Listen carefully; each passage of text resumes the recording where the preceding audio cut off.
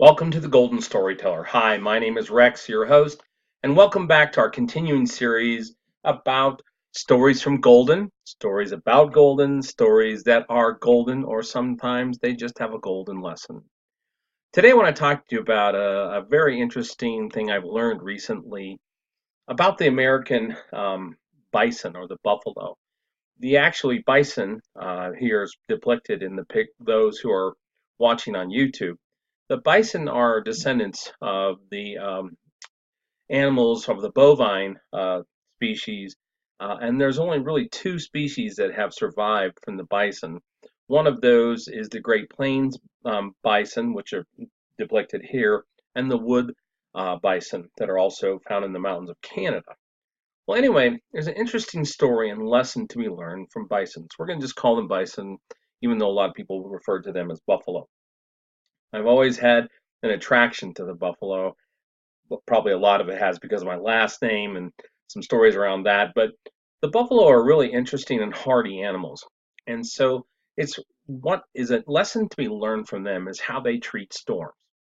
Now, the North American buffalo or the bison, the Great Plains bison, have learned over thousands of years of being on the plains. So from the edge of the Rocky Mountains on the east side, headed into the Great Plains of North America, the bison have roamed and been there for who knows, but the scientists estimate that it's been thousands of years. Well, the buffalo treat storms interesting because they've learned that the storms, for the most part, along the Great Plains come from the west and travel east. Sometimes the storms will come a little bit from the north and veer south, but mostly they are traveling either east or southeast. On a rare occasion, when a storm comes up out of the Gulf of Mexico, you'll have a storm that will come up against the Front Range in the Rockies and then turn east. So, for the most part, the storms go east to west. Well, the bison have learned over centuries that there is a technique and a strategy to deal with the storms that make the severity and misery much less. When a storm comes through, the bison actually head west. So they will go into the storm. They have learned over centuries that the storm is moving east, and most storms move somewhere between 15 to 25 miles an hour. So those storms are headed east.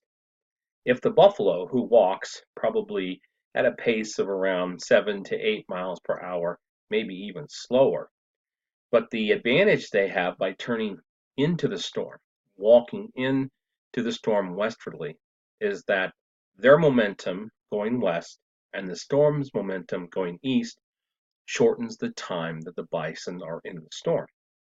Now, in contrast, the American domestic cattle, the cattle that were brought over here by the Spanish and brought in from all over the world in different species, and gosh, there's over 100 different species of domestic cattle. They act differently.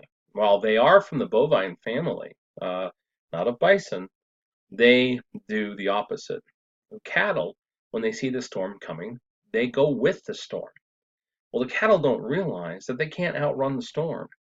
So the only thing that they do is when the storm catches them, is they prolong the misery and the time in the storm because they are going along with the storm. So they take a lot more time in the storm than the bison. Well, this is a great lesson. It's a great lesson for all of us to learn. We all have challenges. We all have opportunities where we are faced with situations that we really aren't excited about. And it's probably best that we act like the American bison, the buffalo, that we should turn and face those storms of life and go head into them.